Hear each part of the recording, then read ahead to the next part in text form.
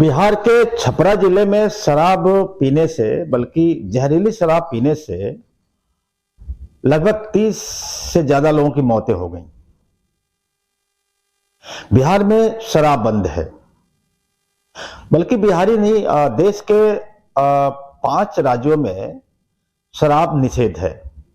गुजरात, बिहार, मिजोरम, नागालैंड और केंद्र शासित प्रदेश लक्षद्वीप में यहां पर शराब की बिक्री पर प्रतिबंध लगा हुआ है। बावजूद इसके इन राज्यों में शराब बिकती हैं और जहरीली शराब भी बिकती है। जहरीली शराब पीने वाले निश्चित तौर से गलती उनकी है, वो दोषी भी हैं, लेकिन शराब बंदी के बावजूद उन राज्यों में शराब का बिकना, इसका सीधा मतलब यह है कि शराब की एक नीति तो बना दी गई, शराब बंदी की नीति लागू कर दी गई, लेकिन शराब माफियाओं पर अंकुश लगाने का जो एक तरीका होना चाहिए, उसको अपनाने में राज्यों की सरकारें विफल रहीं। अब जो मामला आया है बिहार का, उसको लेकर बिल्कुल हो हल्ला मचा हुआ है और नीतीश कुमार ने एक बयान दे दिया कि जो शराब पियोगे तो मरोगे ही। अब उनके बयान के अलग अलग मायने निकाले जा रहे हैं। हालांकि आमतौर पे ये सभी लोग कहते हैं कि भाई शराब पीना बुरी बात है, शराब नहीं पीनी चाहिए। बस ये है कि उन्होंने थोड़ा सा डायरेक्ट वे में कह दिया। खैर, उनके कहने का जो भी मतलब था, जिस तरीके से उन्होंने कहा, उसमें हंगामा तो मच नहीं था। लेकिन खैर, हम इस पर आगे भी चर्चा करेंगे, बताएंगे अपने इस वीडियो के जरिए। उस और भी नेताओं की बातें हम आपको सुनवाएंगे। बस आप बने रहिए हमारे वीडियो के साथ और देखते रहिए विजडम न्यूज। नमस्कार, मैं हूं शंकर विश्वकर्मा। हमारे चैनल की टैगलाइन है, न इधर न उधर, सच की डगर। हमारी कोशिश रहती है कि अपने टैगलाइन के मुताबिक ही हम खबरों का विश्लेषण करें और रिपोर्ट पेश करते समय सच के बहुत करीब रहें। बिहार में हुई घटना की चर्चा पूरी दुनिया में हो रही है। आगे हम इस पर और बात करेंगे। उसके पहले मैं चाहता हूं कि हमारे दर्शक बिहार के उप मुख्यमंत्री तेजस्वी यादव की एक बात सुन लें। नित्यानंद राय पार्लियामेंट में, क्योंकि गृह राज्य मंत्री होने की हैसियत से उन्होंने जवाब दिया, और जब दानिश अली जो एमपी हैं उन्होंने सवाल पूछा कि किन राज्यों में कितनी मौतें जहरीली शराब से हुई, तो उसमें सबसे अव्वल नंबर पे बीजेपी शासित राज्य एमपी और कर्नाटका था। एमपी में मरने वाले लोग जो 4 सालों का जो आंकड़ा था वो 1214 था, कर्नाटका का 909 था और हरियाणा का 476, यानी जो टॉप आप 3 या 4 स्टेट में कह लीजिए तो बीजेपी शासित राज्य हैं। और जहां अगर बिहार और गुजरात का अगर कंपैरिजन किया जाए तो भी उन 4 सालों में गुजरात में 50 मौतें हुई और बिहार में 21 मौतें हुई। तो ये बीजेपी के लोगों का केवल नफरत, झूठ, यही एजेंडा है। तो आपने सुन लिया बिहार के उप मुख्यमंत्री तेजस्वी यादव की बातें। तेजस्वी यादव जो भी बता रहे हैं उनका वह खुद का रिकॉर्ड नहीं है।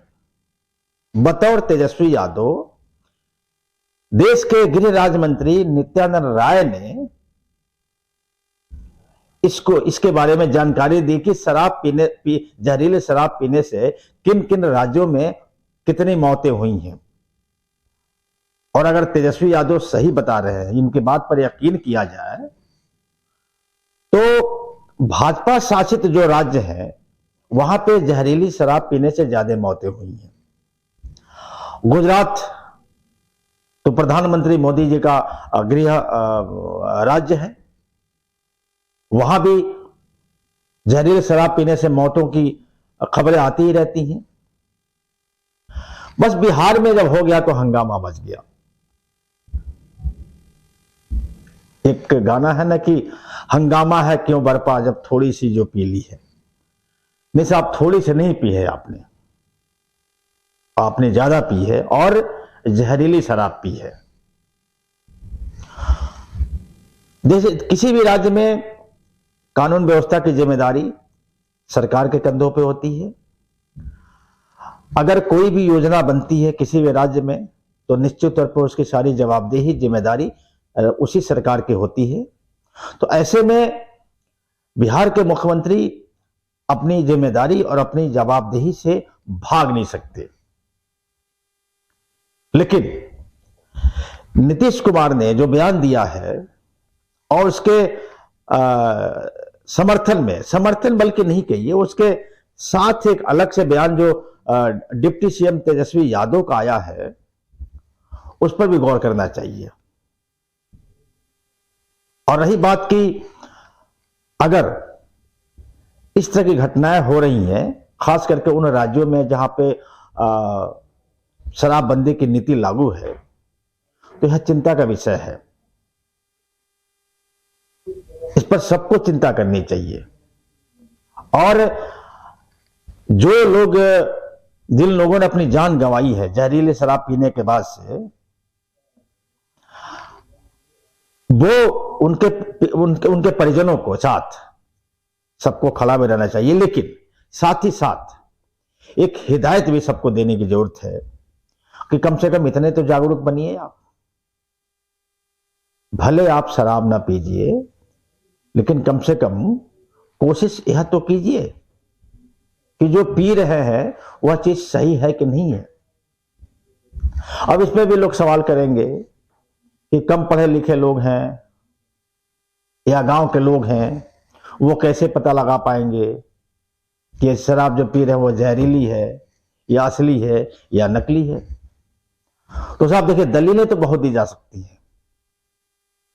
अगर सरकारों की जिम्मेदारी है नीतियों को लागू करने की, कानून व्यवस्था को सही करने की, तो देश के लोगों की भी जिम्मेदारी है और राज्य के लोगों की भी जिम्मेदारी है कि अपने अधिकारों के साथ साथ अपने कर्तव्यों का और अपनी जिम्मेदारियों का भी एहसास कराते रहें।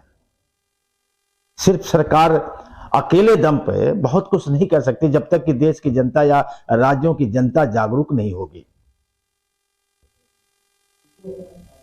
नमस्कार।